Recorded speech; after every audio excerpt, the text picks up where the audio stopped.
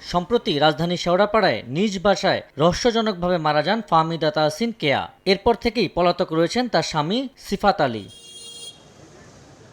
বুধবার দিবাগত রাতে মরদেহ উদ্ধারের পর পুলিশের সুরতহাল প্রতিবেদনে বলা হয়, গলায় ফাঁস দিয়ে আত্মহত্যা করেছেন কেয়া। তবে পুলিশের এই দাবি মানতে পারছেন না নিহতের বাবা মা। শুক্রবার সন্ধ্যায় পুলিশের বিরুদ্ধে গাফিলতির অভিযোগে মিরপুর মডেল থানার সামনে মানববন্ধন করেন পরিবারের সদস্যরা। মামলার সুষ্ঠু তদন্ত চেয়ে আসামিদের দ্রুত গ্রেফতারের অভিযোগ করেন কেয়ার বাবা। এই তদন্তের ধরন এটাতে আমরা স্যাটিসফাইড না, অনেক আসামি আশেপাশে ঘুরতেছে, ওনারা অ্যারেস্ট করতেছেন না। হত্যাকাণ্ডের বিচার চাই, বিচার দাবি করছে এবং 24 ঘন্টার ভিতরে সব আসামিদেরকে অ্যারেস্ট করার জন্য আমি অনুরোধ করতেছি। সুরতহালে আত্মহত্যার কথা থাকলেও পুলিশ এখন বলছে ময়নাতদন্ত ছাড়া মৃত্যুর কারণ বলা যাবে না। কর্মকর্তারা জানান আসামিদের ধরতে অভিযান চলছে। হত্যার বিষয়ে মতামত দিবে বিশেষজ্ঞ ডাক্তার।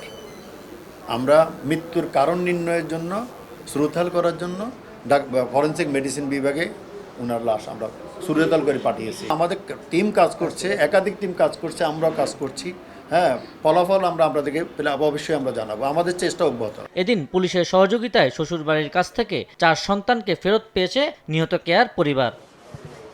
আবু সাইদ নিশান, সময় সংবাদ, ঢাকা।